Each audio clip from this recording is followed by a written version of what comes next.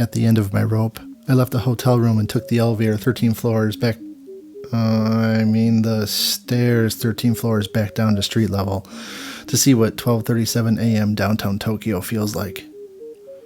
It wasn't much different than other cities I've wandered through at 12:37 a.m., except this time I was much less drunk and totally not interested in doing karaoke. There was plenty of din and noise, but it was all a good hand or two shorter than I am. I heard a distant sax solo echoing off the glass high-rises and thought, this all feels a little bit too surreal and noir for my tastes. Cue my cell phone ringing. You see, my phone shouldn't work outside the USA. I only had it with me to use as a camera and to kill time in airports playing Hearts or Solitaire. And sure enough, it was Joe. Good old Joe. Without even so much a hello, he leapt right into the tail of his mother as a young girl wanting to go across the ice in the bay to see the ships. She arrived on the tail of a comet. That's what she said. Crossed over in transit with Mark Twain. And she recounted this conversation she'd had about how travel broadens the mind. And she took the lesson to heart. Many years later, when the harbor had frozen over in Baltimore, she heard tell that a Dutch ship was frozen in the ice. And she wanted to go see it, and all the sailors with their wooden shoes.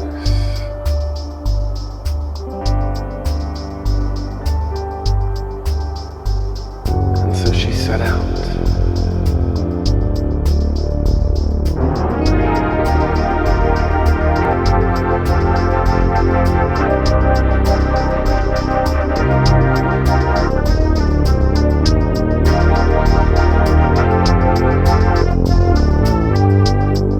So she went farther and further in search of that ship. And after a time, her father noticed she had disappeared. And he set out looking and reached the edge of where an icebreaker had crossed the harbor, cutting a channel. And looked out across the ice,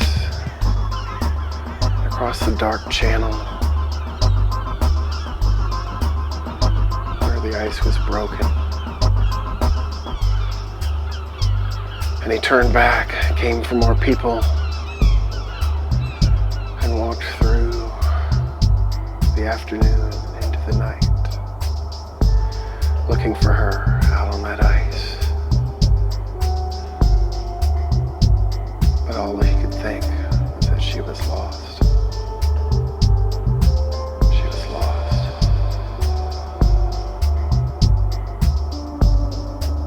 So he came back to the house, the little house in Colgate Creek. Yeah, right on the bank.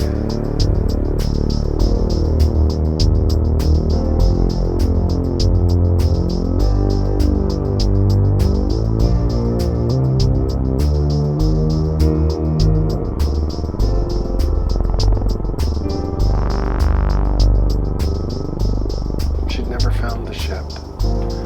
She had to take the long way around where the icebreaker had cut through and climbed up the old trolley bridge and headed back across the creek that way.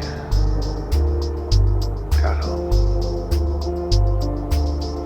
Sometime after that, she saw her first airplane, but not knowing what it was, she thought it was an angel seeking her out. And she came running home to Mama.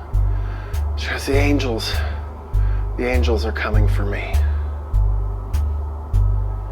Mother said, angels don't come after you.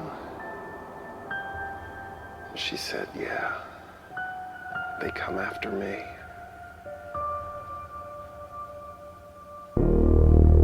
They come after me.